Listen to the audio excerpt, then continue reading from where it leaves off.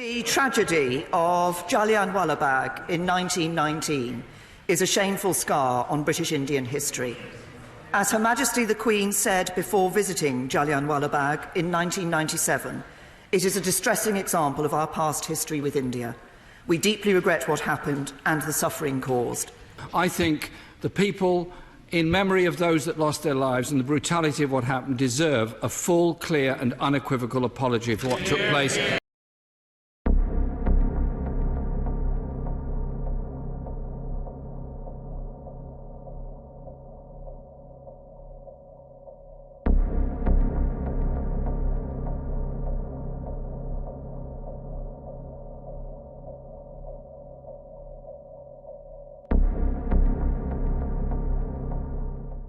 So the Jallianwala Bagh massacre took place in April, on the 13th of April 1919, and it was basically an incident where the military commander at the time, who was a man by the name of Reginald Dyer, opened fire onto a group of about 20,000 people who were in an enclosure. It's a garden that was enclosed by a wall, which is called the Jallianwala Bagh, and he killed about 1,500 people. Those are the Indian estimates. The British estimates are as low as 400. But the British obviously underplayed the number of people who had died. A total of about 1,650 rounds of ammunition were fired, and the firing continued for about 10 minutes straight until all the ammunition had been exhausted.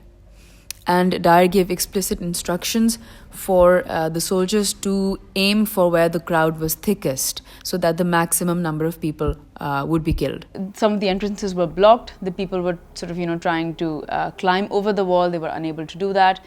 And the crowd also included women and children who were unarmed. So it was a moment of sort of exceptional cruelty. The soldiers who opened fire at Dyer's command were locals.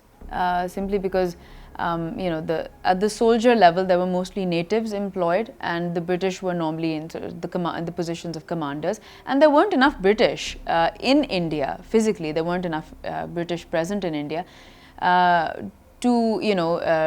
for menial tasks such as firing, etc. So it was the locals who fired at other locals.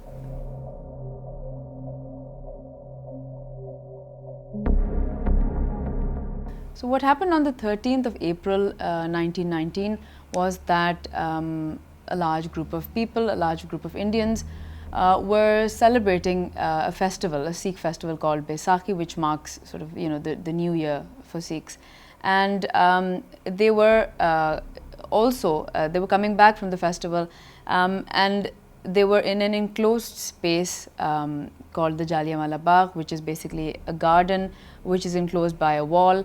While they were there, there were also there was a peaceful sort of demonstration or protest about the arrest of two Indian nationalists by the name of Saifuddin Kichlu and Satyapal. And the other reason that they were protesting was the Rowlatt Act. The Rowlatt Act was also known as the Black Act because it was considered a very sort of draconian piece of legislation which impeded justice. And there was agitation in Punjab against that act. On top of that, the British, obviously, because they were wary of subversive activity, they had implemented a further provision which said that large gatherings were banned. And obviously the gathering at Jallianwala Bagh, which was partly in celebration of a festival, the Baisakhi festival. So that gathering was in direct sort of opposition to this provision. And some historians say that the Indians were actually not even aware of the fact that such a provision had been implemented, which banned public gatherings.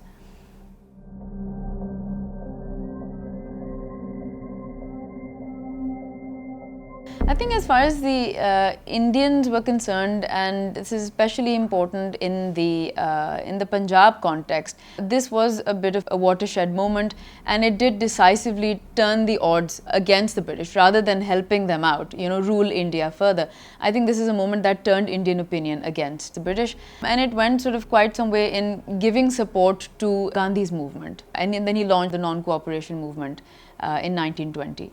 So it did end up giving support to Gandhi's movement. And there was a lot of outrage and a lot of indignation. And I think that it had some very sort of long-lasting impacts on the minds of the people who witnessed that massacre. I think that the Jallianwala Bagh massacre was also important in the sense that, nationalist parties, Indian nationalist parties such as the Congress, had not been very popular in provinces such as the Punjab. They were sort of more popular in other parts which were previously known as the presidencies. And Punjab sort of by and large remained a little bit impervious to nationalist sentiment. And an incident like that actually went in the favor of the Congress and Gandhi, who was sort of harping on about, getting rid of the British. So this is a bit of a game changer, I think, for Punjab in particular, but generally for all over for India.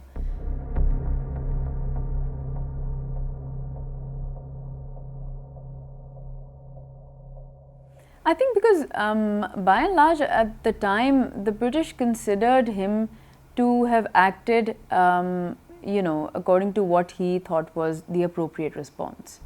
And also because there was one of the themes in Indian history is one of sort of British paranoia about possible rebellion and revolt. And I think that the memory of 1857 has had a lot to do with that.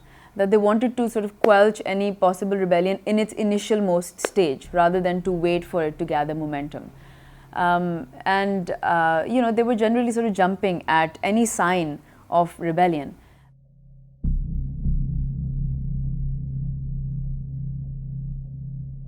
The long and short of it was that Dyer was recalled. He was made to resign, and then he was not allowed to seek further employment in India. But sort of that's the extent of how much they punished him. I mean, it was really minimum action that they could have taken, just recalling him from his position in India. And the fact that they didn't allow him to seek further employment in India is actually probably better for him, because he would have been assassinated had he come back to India. So it's sort of more by way of protecting him rather than a punishment. I don't think that he got what he deserved. Michael O'Dwyer was the Lieutenant Governor of Punjab at the time that the Jallianwala Bagh massacre took place. He was eventually hunted down and assassinated by a man called Udham Singh, who had lost his family in the Jallianwala Bagh massacre. And this was his way of sort of avenging what had happened in Amritsar that day. And after he killed Michael O'Dwyer, he shot himself. And he said that, I've accomplished sort of my mission and there's no reason for me to live anymore. Rather dramatic.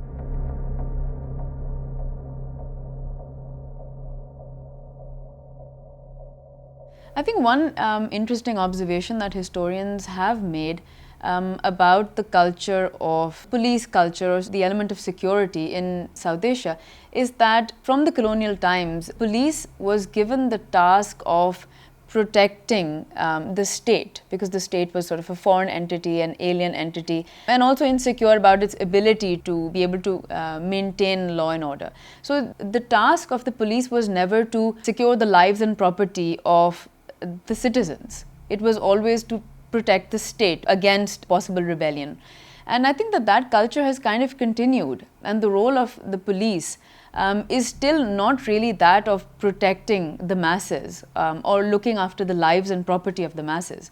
That mentality has I think continued even after independence. The police is there not so much to deal with crime and maintain law and order and preserve the life and property of the common man. It's more there to protect the interests of the people in power.